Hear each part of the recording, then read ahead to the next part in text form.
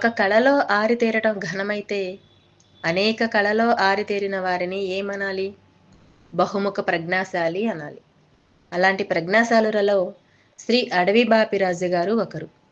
నా ముందు తరం వారికి వారి ప్రతిభ గురించి ఒక అంచనా ఉండటానికి, స్వయంగా పరిచయం ఉండడానికి అవకాశం ఉంది. ఆంధ్ర విశ్వ కళా పరిషత్ నవలల పోటీ పెట్టినప్పుడు అడవి బాపిరాజు గారి నారాయణరావు, విశ్వనాథ సత్యనారాయణ గారి 1000 పడగలు పోటీలో చివరి వరకు పోటాపోటీగా నిలబడ్డాయి. అప్పుడు న్యాయ నిర్ణేతలు ఆ బహుమతిని ఇద్దరికీ ప్రకటించి నగదును పంచడం జరిగింది. బాపిబావతో కాబట్టి బహుమతిని పంచుకోవడానికి అంగీకరించాను. వేరే ఎవరైనా అయితే ససేమిరా అనేవాడిని అన్నారు విశ్వనాథ ఆ సమయంలో. దీన్ని బట్టి బాపిరాజు గారి ప్రతిభ ఎలాంటిదో మనం అర్థం చేసుకోవచ్చు.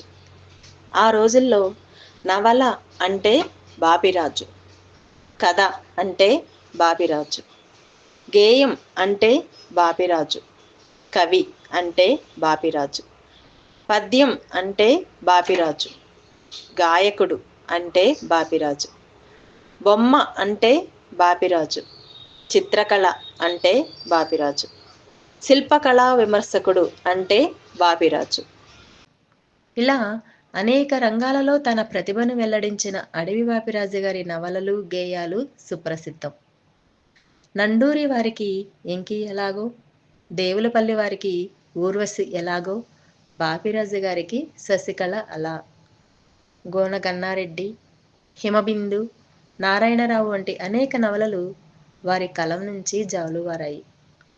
లేపాక్షి బసవయ్య లేచిరావయ్య, కైలాస శిఖరిలా కదలిరావయ్య అంటూ ఆయన రాసిన గేయం మా చిన్నప్పుడు మమ్మల్ని ఉర్రూతలూపేది.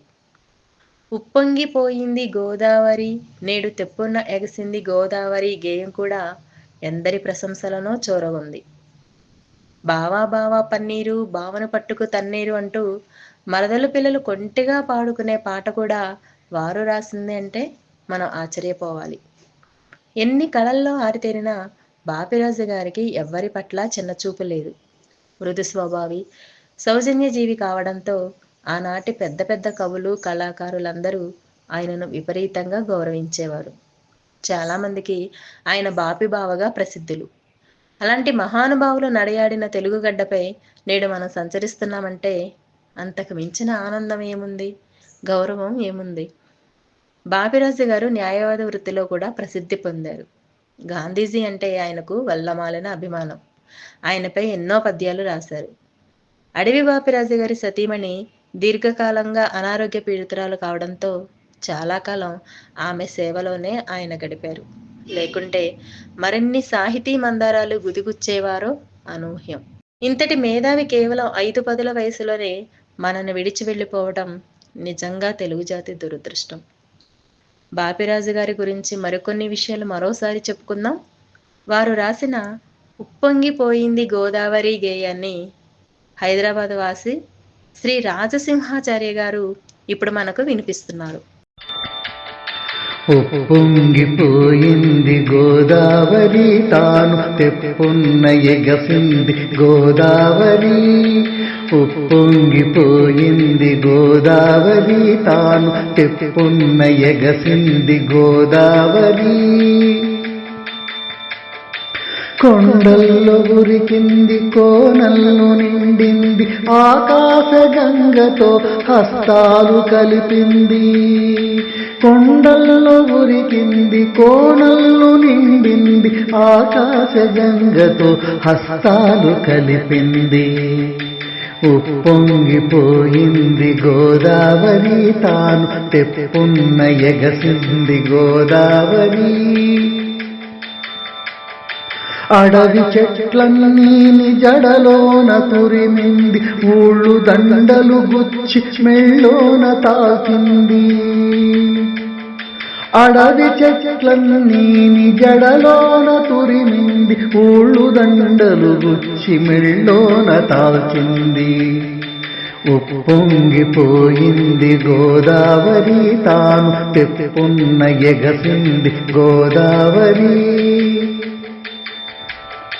సుడులలో వడులలో గర్వాన నడలలో పరవళ్ళు త్రొక్కు తెప్పుతూ ప్రవహిస్తూ వచ్చింది. సుడులలో వడులలో గర్వాన నడలలో పరవళ్ళు త్రొక్కుతూ ప్రవహిస్తూ వచ్చింది.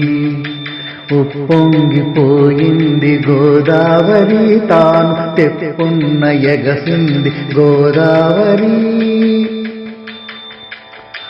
శంఖాలు పూరించి కిన్నెర్లు మీటించి శంకరాభరణ రాగాలాపకంటి అయి.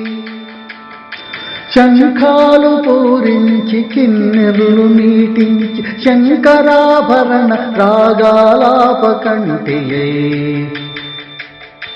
ఉప్పొంగిపోయింది గోదావరి, తాను తెప్పున్న ఎగసింది గోదావరి.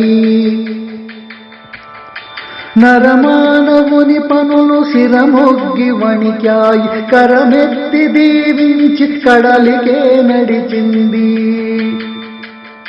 నరమానవుని పనులు శిరమొగ్గి వణికాయి, కరమెత్తి దీవించి కడలికే నడిచింది. ఉప్పొంగిపోయింది గోదావరి, తాను తెప్పున్న ఎగసింది గోదావరి. ఉప్పొంగిపోయింది గోదావరి, తాను తెప్పున్న ఎగసింది గోదావరి.